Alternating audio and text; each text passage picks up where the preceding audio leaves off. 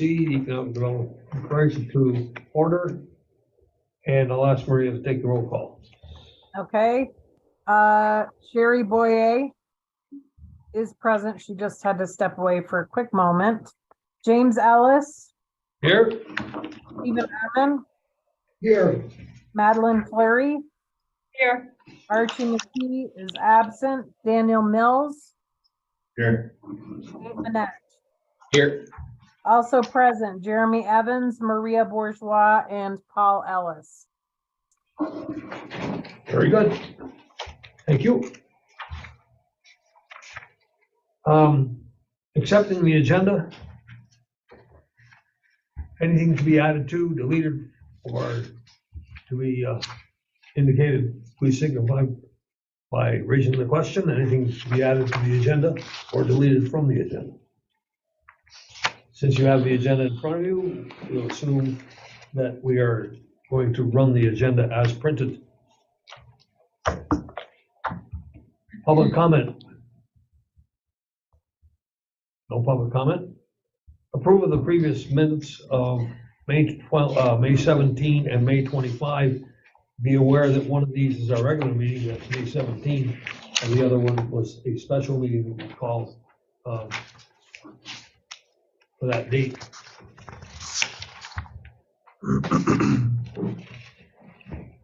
You should have a copy of those in your email. And let me just switch over here. So much paper. We kill more trees around this place, you know.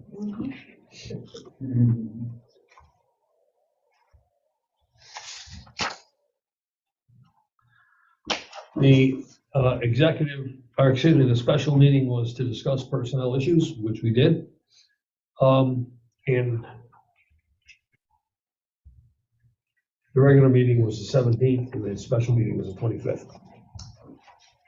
If you have all had a chance to read those minutes, are there any deletions, additions, subtractions? Please signify by letting me know that.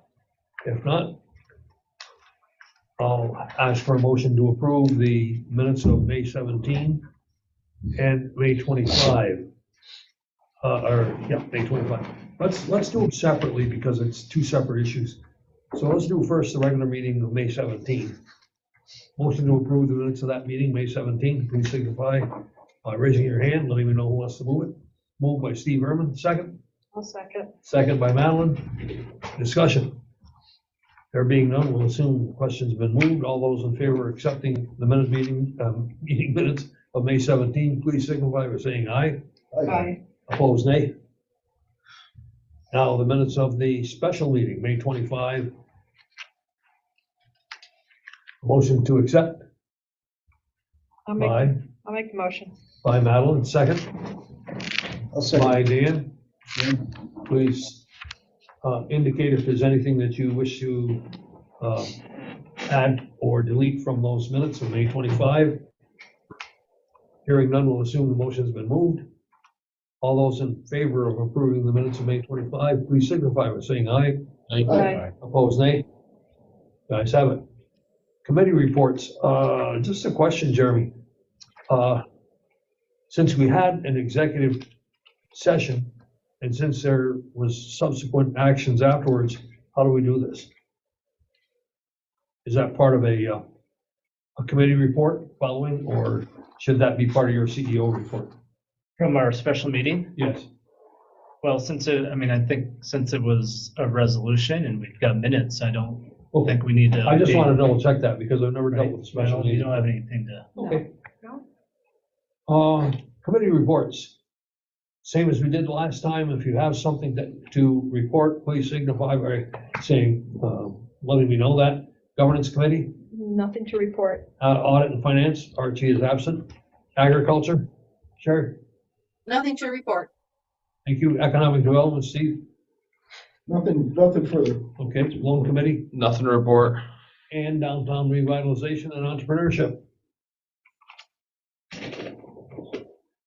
Steve, is that yours? That's Sherry also, but we haven't had. Oh. Nothing to report. Okay. Very good. Now we move on to the treasurer's report. Treasurer's not here. We'll come back to that Because I do have just a small question on the treasurer's report, so when he gets back, I'll ask him. Okay, that's what I'm saying, we'll pass over that and go to the CEO directly. Okay, CEO report is, we just had that discussion in the IDA. I think it applies to this meeting as well. I just wanted to just highlight the level of detail that Paul has been able to bring to looking at our finances.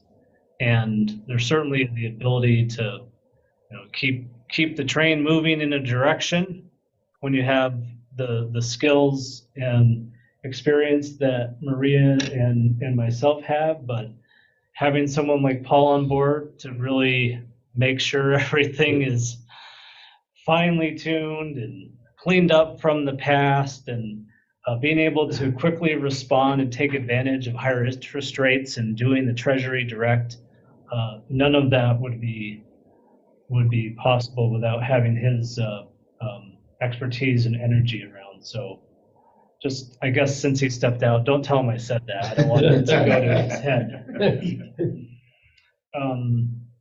We are, just a couple of things. We're working on a new application for the IDA. If you look at the application form, it needs to be updated. We're getting a list of required questions and information from Harris Beach to make sure that we are getting what we need to be in conformance with state law. But then we're going to really rework it and make it, try to cut down on the different, we asked for the same information multiple times and things like that. Is that for loans or? For the IDA, for like the Intake form, pilot more or less. intake Okay, form. okay. Yeah. All right. And we might even make it an online form. I think that's the direction I want to go. And Rachel is like, she wants to do it. She's just waiting because we're moving in that direction with everything else. Speaking of which, the Energize Uptown, the Tupper Lake Energize Uptown grant program is going to start soon, probably in the next couple of weeks. I don't remember the exact date, but in the next couple of weeks, we're going to roll that out. It's going to be officially announced, and we'll start marketing it to the business owners and property owners in the target area, which is basically the Uptown Park Street down to OWD. And so we're excited about that. Recess. We've got 2 people out. Okay, I guess we'll finish the CEO report while they're gone. Then we can just keep moving on. So that's coming the next couple of weeks. And then we had a call with HCR yesterday, kind of the closeout call for the CARES Act grant, the one that we administered on behalf of the county. So myself, Russ, Donna Kassane, and Fran all met via WebEx with the rep from HCR. And there's one piece of information that one of the recipients still needs to provide. It's a federal ID number. It's not an ID number. It's a different kind of business number that they need to provide. But everything else is done, accepted, including the final report. And there's no findings or anything like that. So we got a clean bill of health from the whole project, and it's finally completed. So Russ did a lot of work in the last couple of weeks to make sure all the paperwork is together and submitted. And luckily they do everything online, so you just submit it all via online, and you just upload it to a database. And so that was just yesterday. So good news there. And that's about it. Wait for Jim to come back. I guess we could go to the treasurer's report now. Perfect. Because the treasurer came back. So, Montreal Group and Craig's Group wanting with us Thursday or Friday, and they want to talk about ID benefits and all that. We skipped the treasurer's report, Okay, so you're on. nothing different. But Nate has a question. So I was just simply wondering, I'm sure everything's good, but why is the total checking savings down compared to last year? Is there a reason? Treasury direct account. Okay, but still, when you add them up, Take a look. they're still down, I believe, about 200,000. When you add up the Treasury Direct and our community bank checking account compared to last year. Yeah, it could be loans that we've paid out. It could be grant programs where we had the funds in advance and we had to pay them out. So Okay. there's any number of things, but Okay. I'm thinking that, we just did the Prairie Orchard loan, that was 50.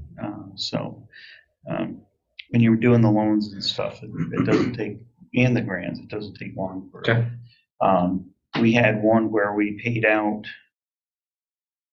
actually I think it got paid out the last week of May, and we got the state reimbursement in June, first week in June. So it's just a lot of timing things. Now, that's not to say, over the course of time, if we're putting out a lot of loans, which is good, Yeah. that balance would drop even more. Gotcha. Can I ask a question? It's Sure. not about the figures there, it's mostly about public access to information. The reports, when these mailings go to us, is there anything in those mailings that isn't available to the public? So the treasurer's report and all the balance sheets and all of that, That is available to the publicly public. That is included in our packet, and then that's published on our website. Okay, so everything that we get in the board packet is available to the public. But not on the investment report, right? Right, there's several reports we could send you guys separate, like the loan report, Yeah. the investment report, the grant report. The EDC status of loans and all that's not public. Those are sent to you separately Right. and aren't published on our website. Now, Are not published. Right.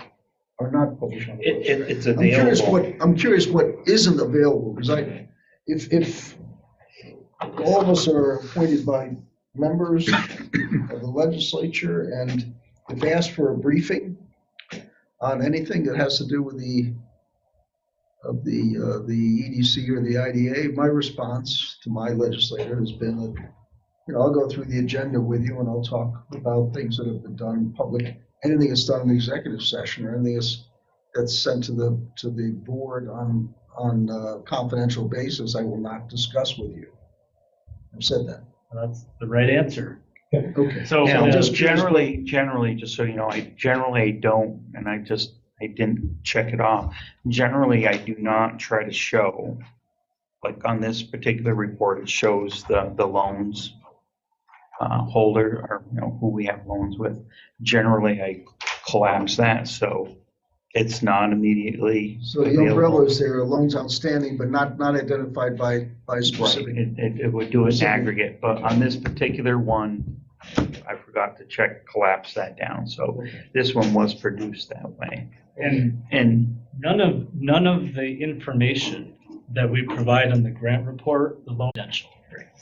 So we give it just to you as board members so that you're current and aware of everything that's important for you to know. But we don't publish that stuff with our packet. The treasurer's report with the profit and loss and the balance sheet, that is published with the packet and put online. So the balance, if somebody wanted to have freedom of information Correct. request, they could get it, but there's a process to get it. Right. Okay, good, very good, thanks. Thank you. That holds them, what I'll do is I'll discuss anything that's in the public packet.